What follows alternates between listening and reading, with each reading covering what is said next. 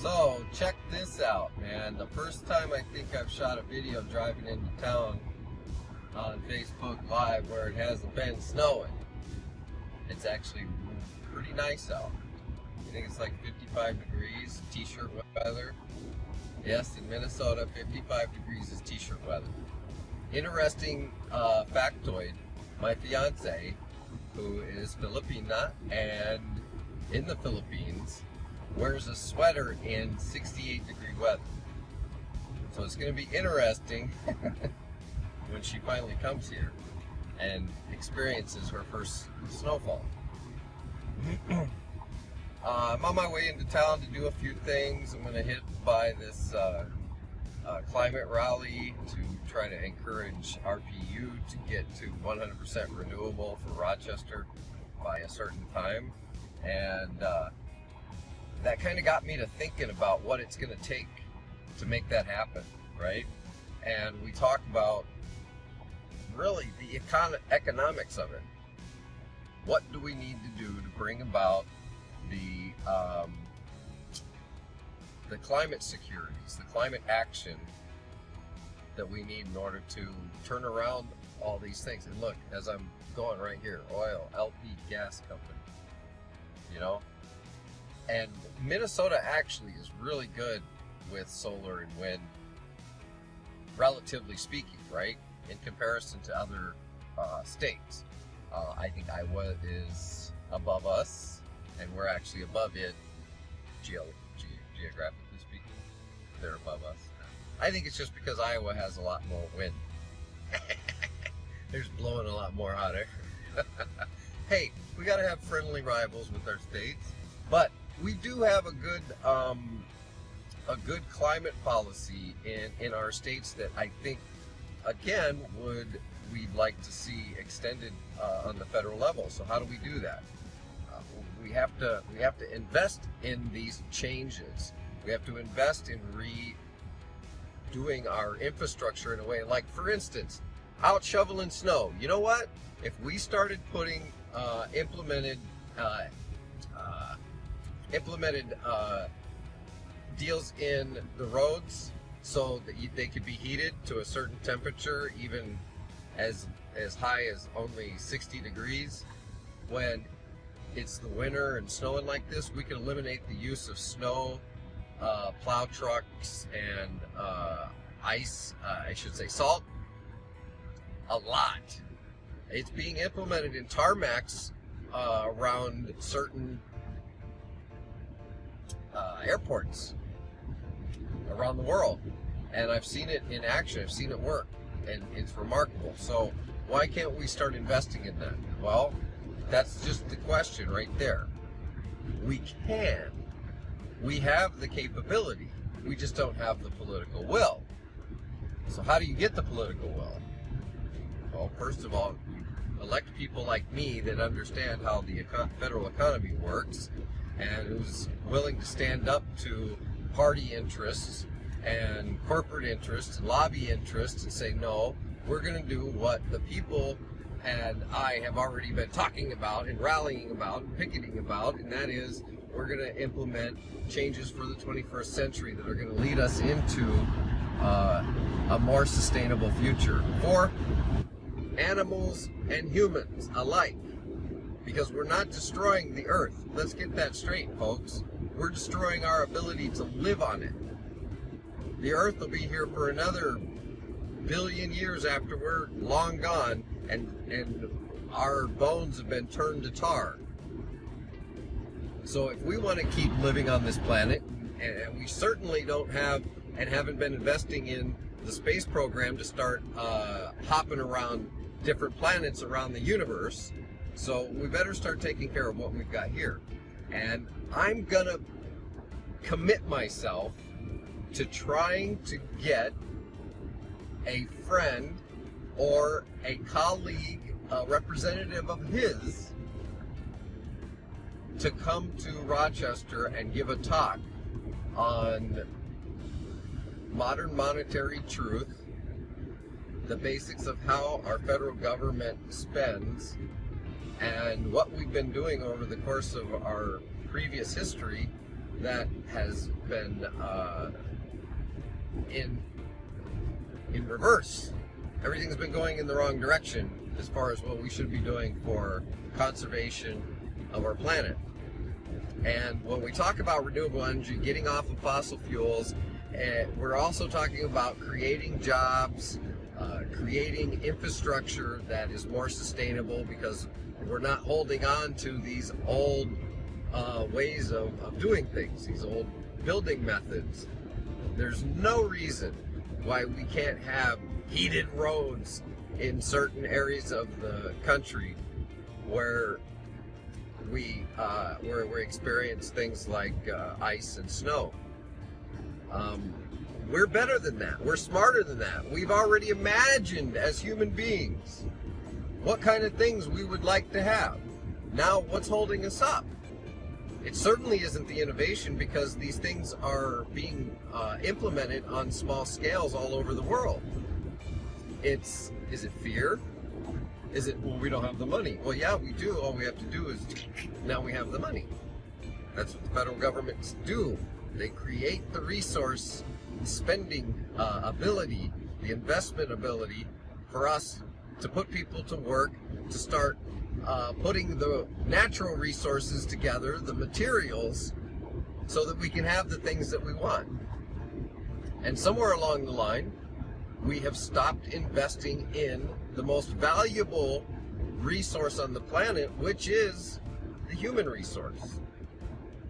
We're responsible for all this. If we want to, we could go back to grass huts and teepees.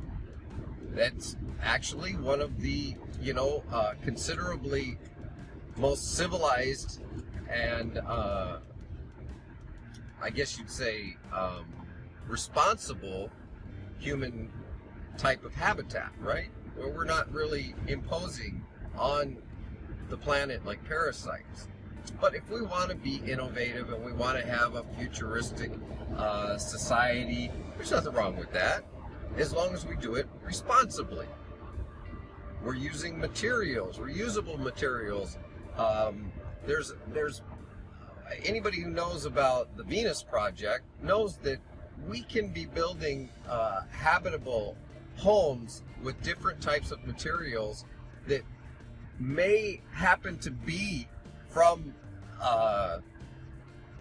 resources that, instead of burning fossil fuels, we use them for protective shelter, right? Dome houses that are built out of materials that are virtually indestructible over time, and that can withstand winds of 300 miles an hour. You build those homes with some security shutters that can be closed during storms. Build them right into it. Just push a button, close the shutters. You don't have to be putting up plywood and screwing plywood. And what happens after these storms? They turn around and they rebuild exactly the same stuff, the same way, with the same materials. 2x4s flying through windows the same time. The next time another storm hits, and the storms are getting more severe. So, it kind of just becomes this repetitive insanity. Einstein said, doing the same thing over and over and expecting different results. That's insanity.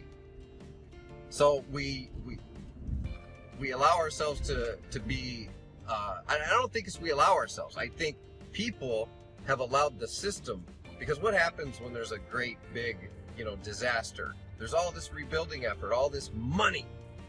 Contractors, developers run in and they start using cheap labor, maybe immigrant labor, as much as they can in order to make as much of a profit. They're like ambulance chasers. But what really happens is that you're just cultivating the exact same environment for it to happen all over again. And we need to stop doing that. Stop repeating the same behavior.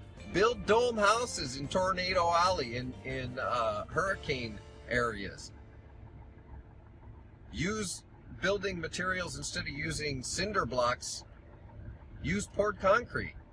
In areas like California, where they get ravaged by fires, the fire would go right around the entire house. You close it up, boop, push a button, shutters go down, the fire sweeps over, and everybody comes out fine and safe, and you open up the shutters and you go replant your yard. I mean, come on, people. This is not science fiction. This is stuff that we know has been working in places all over the world, but why aren't we investing in it? Why indeed? I mean, that is the question. Why aren't we investing in it? Because if we invest in everybody, then there's a few people that can't just sit up on top in their ivory towers, lording themselves over us. And that's what it really boils down to, because no individual really has to have all that kind of power and wealth in order to function. They do it as a means of greed and evilness and dominance and power. So it's up to us to stand up and say, no, that's not acceptable. We can't accept that behavior anymore. You're a bully. If we were dealing with a bully in a classroom that was taking everybody's cupcakes or cookies, eventually, just like we see in all the movies, you know, when the kids stand up against the bully, enough people stand up against the bully, and the bully runs off with their tail between their legs most of the time, and then they come back, I'm sorry. Because a bully is just somebody who is insecure, who doesn't know how to express themselves in any way other than violence and hatred. And the way you diffuse that is that, first of all, you confront it. You don't ignore it. That's what we do. We like to, especially in Minnesota, nice, boy, we like to be polite. There's a civility thing going on tomorrow night. I don't know if I can go to it, because I don't feel very civil right now when there's people dying on the streets and we're making excuses for it. I don't feel that calls for civil discourse. I feel that calls for outrageous discourse.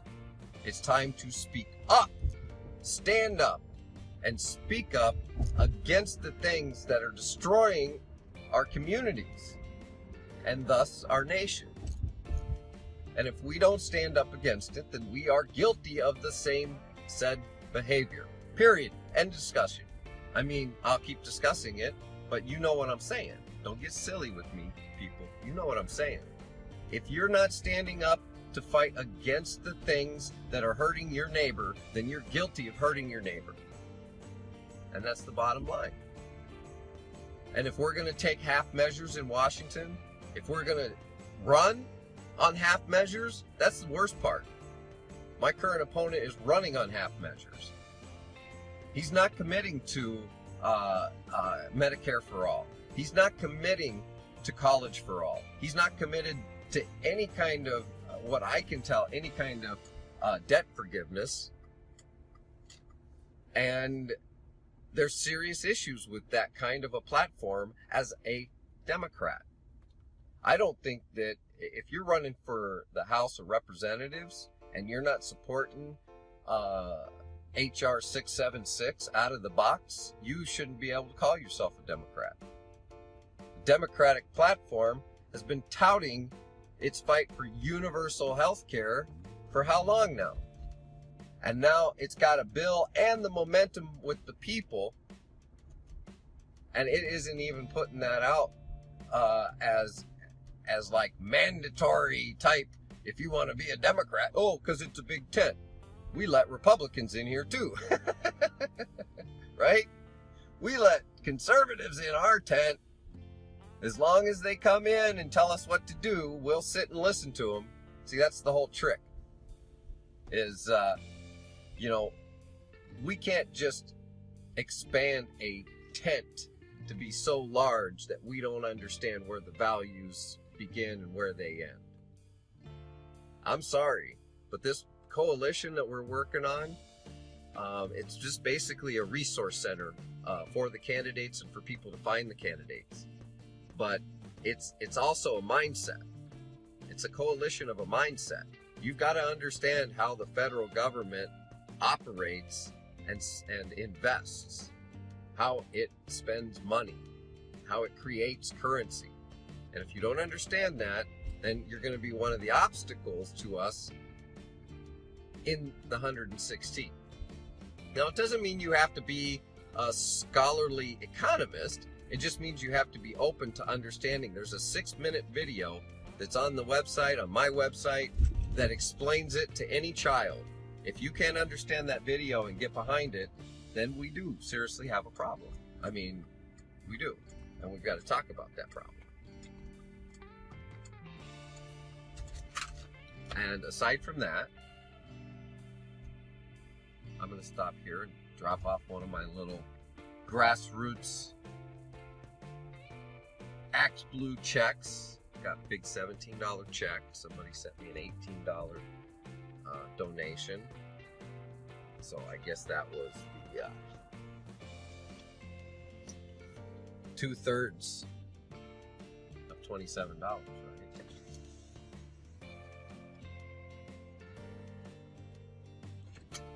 You guys can stay with me. I like talking to you. It's important that we discuss things.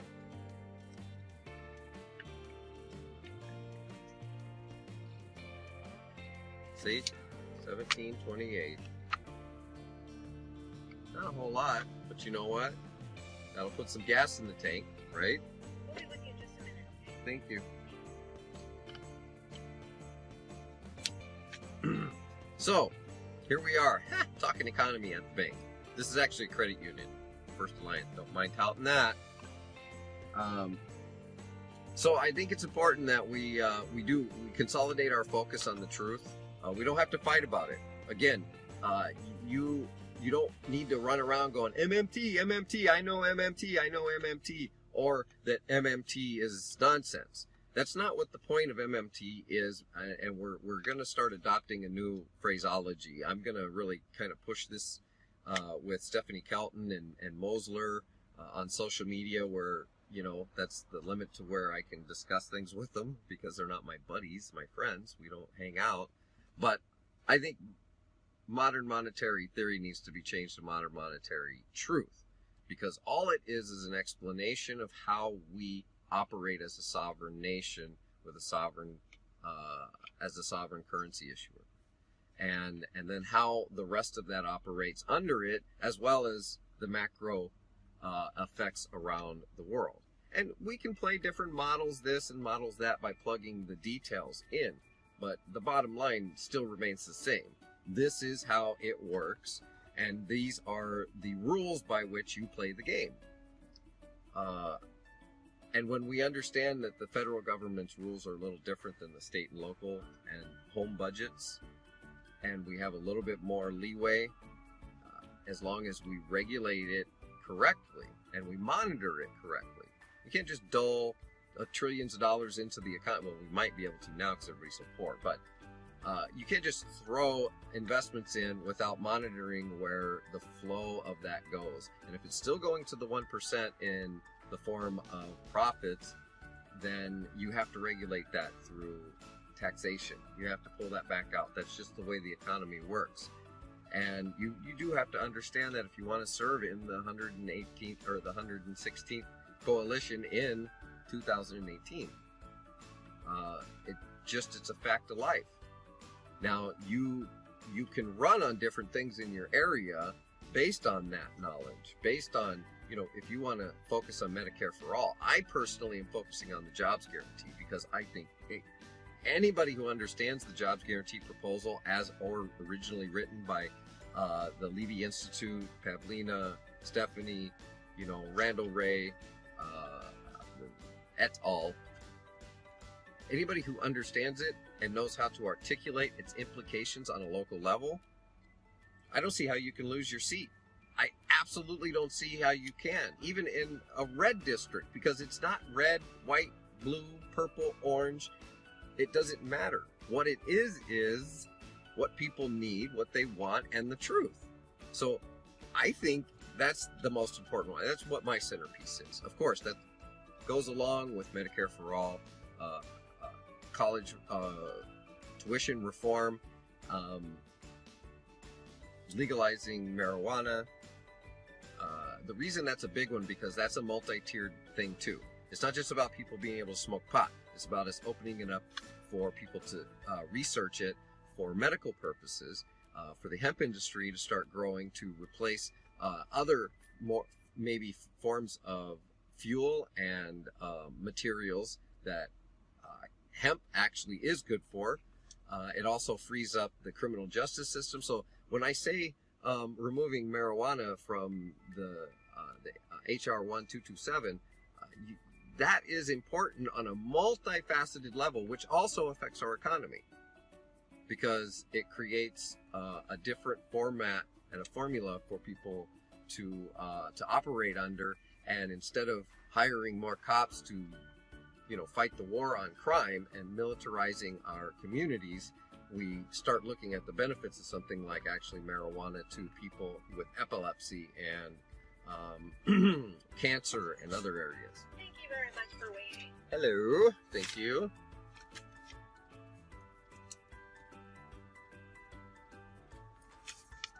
Just Can I help you? throw that in there.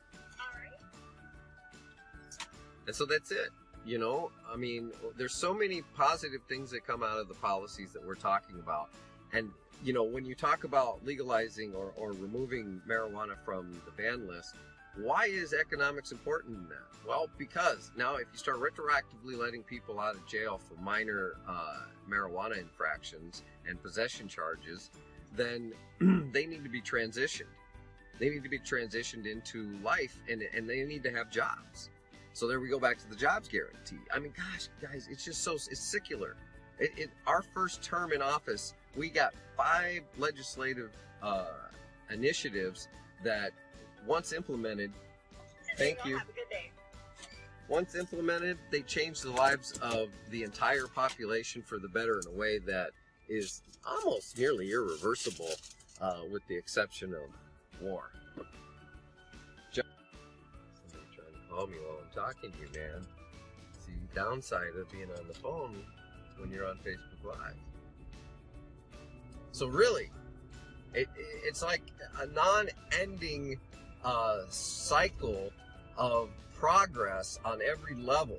People who get out of jail for minor marijuana infractions have a job they can go to, or training programs they can go to, or the local communities can staff, and volunteers don't have to be the staff for certain things. We don't have to look to the states to staff halfway houses with people from the community who may be like me. Again, I use my... See? Frozen again. That was my son. Where you at, Dad? You call me, ask me where I'm at. I'm supposed to be calling you, asking you where you at. But that's good. He's calling me. He's actually a good boy. He's doing good. He's out working today. The weather's nice. They're doing getting things washed up and ready to go for the lawn mowing business and landscaping. I'm actually going to the shop now to talk to them about something shed they need to build. So that'll be a little project that I'll probably be taking from here. So anyway, listen, folks, it's not that difficult. Get behind candidates who are talking about these things. And candidates, if you're not talking about these things, talk to the candidates who are talking about these things so you can understand how you can be talking about these things, because these are the things that people want to be hearing about. They want to know not just that you support this, but how is it going to get done? And then what is the coalition about again? Coalition is just a simple gathering hole for us, a watering hole that says we know each other and we're going to be working with each other, so that when the question about how are you going to reach across the aisle, you say, I'm already doing it. Oh yeah. Oh, aisle? What aisle? We've got friends that are Greens and Independents and Republicans and Democrats, and we don't even have our buttons on. We're just talking policy and solutions. And they're like, really? Yeah, sure, go to this site. All those people there? Yeah. That's the block that's going to be getting all this done. And, you start pointing these things out to people that we're working together now, educating each other. working with our own skills and talents to help each other where we're deficient. I think it's safe to say we're all deficient in certain ways, and the way we become better and more equipped to become better leaders is that we as leaders lead each other, right? Where we see a friend of ours who may be astray on a certain item or thinking, but their heart is, we know, is in the right place. Well, what do? We reach out to them and we say, hey, you know what? I don't want to see you stumbling. So how about we talk about this and we have a spirited discussion, because you seem to be a little off your rocker. You know, it's okay.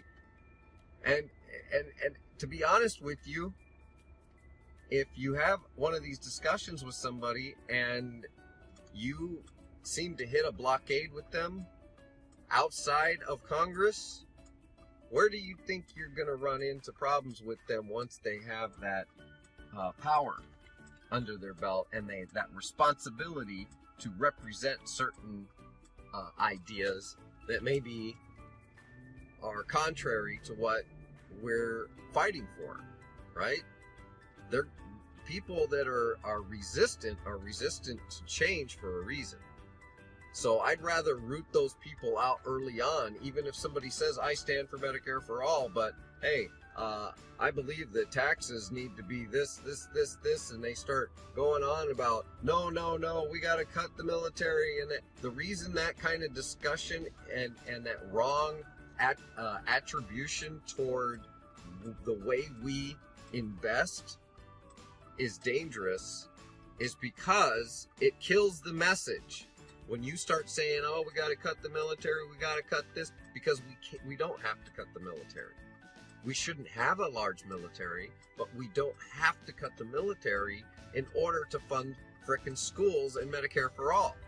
So quit saying it. Quit saying that we're going to tax Wall Street speculation in order to pay for college for all, because we're not. We're going to do that as a penalty to them for screwing around with so much currency like it's monopoly money and gambling. That's what they do. That's a big craps game. And it shouldn't be rewarded in the billions and hundreds of millions or even millions. So when people are playing with that kind of wealth and power, or that kind of spending power, really is what it is. Those kinds of, switching reserves around and spending power, when they're playing with that and just accumulating it just on a guess, on a flip of a coin, I don't think that's the way we run a sustainable economy. That's not really a free market. That's a gambling market.